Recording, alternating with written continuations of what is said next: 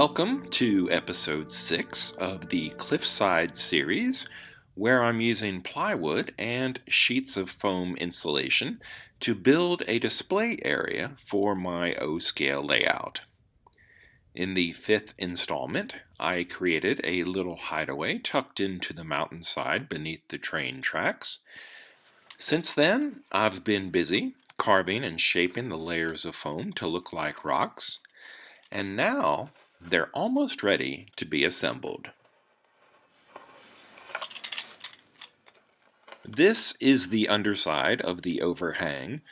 A lot of work that you'll be seeing today will have the rock formations upside down, which just makes some of the work a whole lot easier. Most of the stones were carved with a utility knife, but some areas were shaped with a wire brush, which is messy, but it creates a really interesting texture.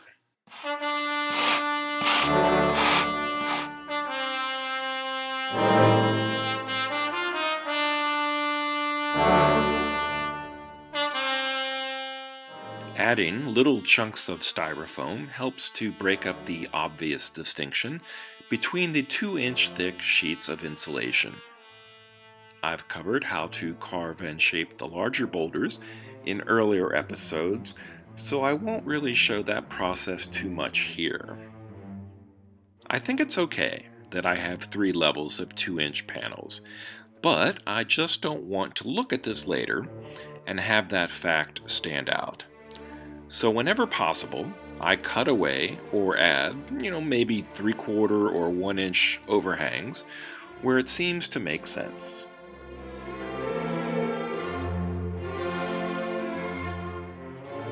Wood glue has been working really well so far at holding pieces of this material together.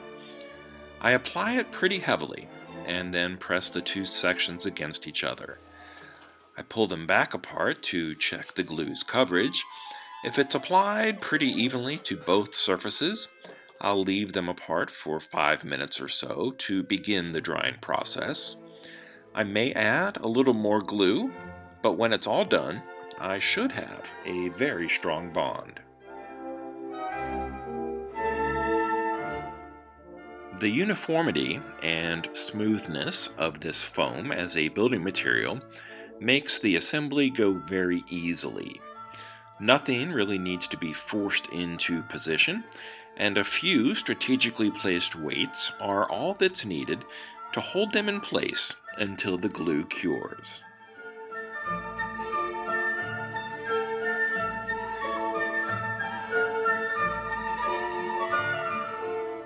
Speaking of weights, the heaviest I used was a 5-pounder, and the lightest one was half that. But just out of curiosity, I decided to weigh the entire section of foam mountains, and the whole thing barely tips the scale at 1.5 pounds. 58 cents a bottle pairs well with the budget-conscious nature of this project. The styrofoam insulation was free, because I found it. But I did need to buy more wood glue, which means that costs for this cliffside sculpture have been less than $15 so far. Some people use dry lock paint as their first coat over the styrofoam. It does have a sandy texture mixed in with the paint, but I think it goes on just a little too thickly. It would hide too much of the detail that I've worked so hard to achieve. My alternative is this little bag of gray sand from Woodland Scenics. While the black paint is still wet, I'll sprinkle it on just a little at a time and then move it around with the paintbrush.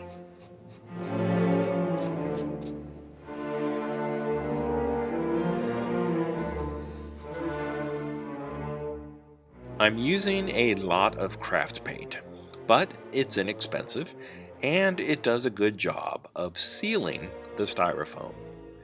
I decided to mix in a little brown as well in hopes that the end result will have a warmer tone and not be too black and white.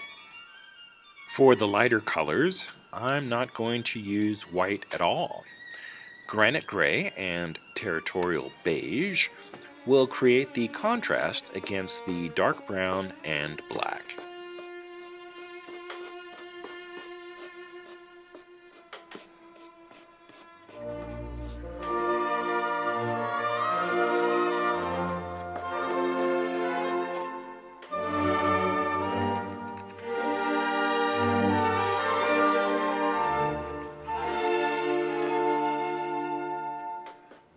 The black paint and the dark brown are still very wet at this point, especially where they collected in the deeper crevices.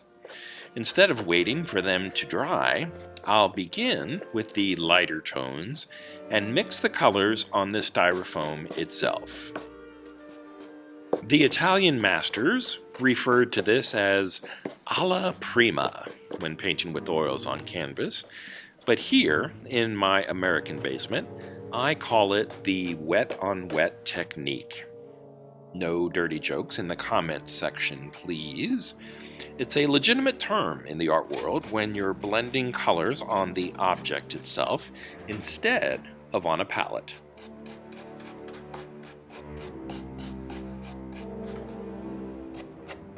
I can't think of anything funny to say about dry brushing.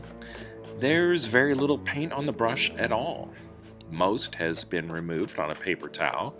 The paint that remains does a pretty good job of highlighting any edges or raised details.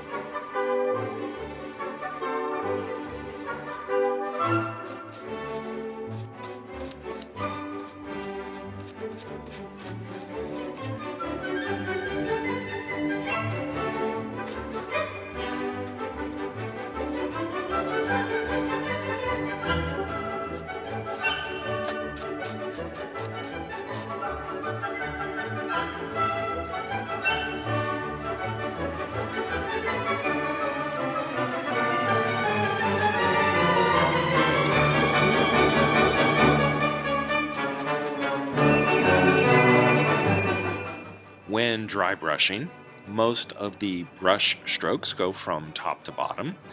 It makes sense in my head at least, since rainwater or runoff would tend to leave vertical streaks on the rock surfaces. I think there's a certain logic behind that thinking.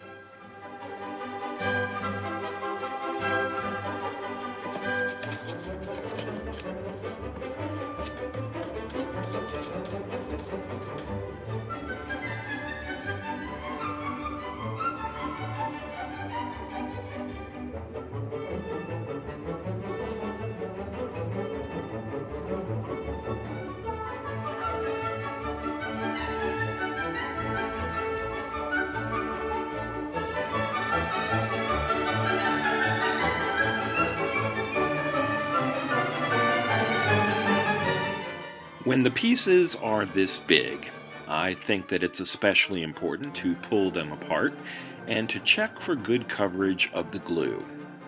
Exposing the glue to the air for a while will also help it grab better and dry more quickly.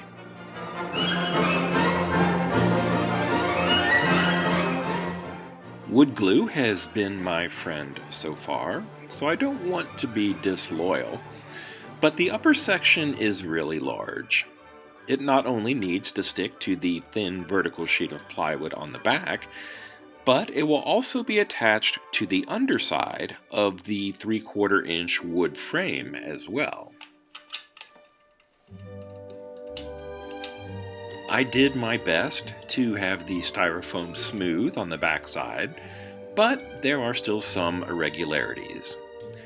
This is a latex-based construction adhesive, and its thickness should help to fill in any high or low spots between the frame and the sculpted foam.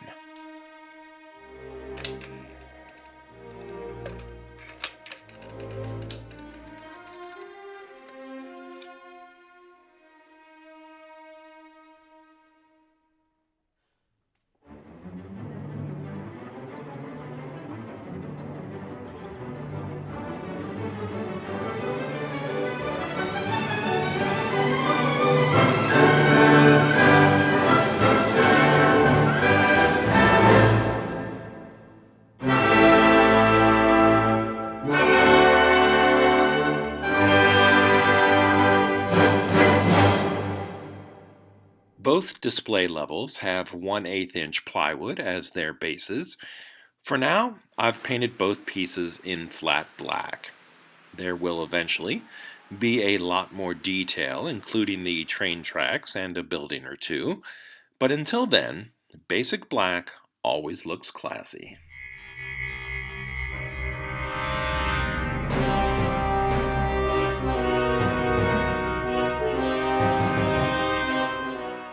Yep, the townsfolk who live in the shadow beneath this imposing cliffside have given the dark rocky behemoth a name.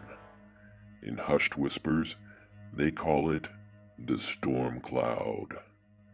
Very few have ventured to the top, and those that have returned forever changed.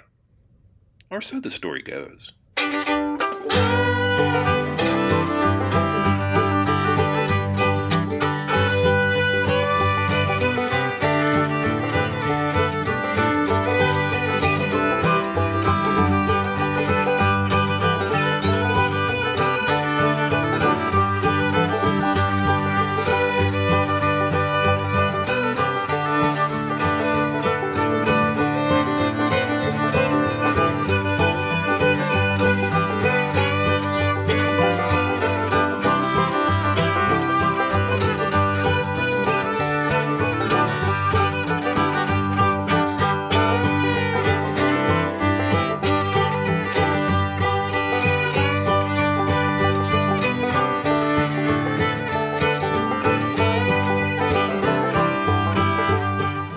If you enjoyed this video, please like and subscribe.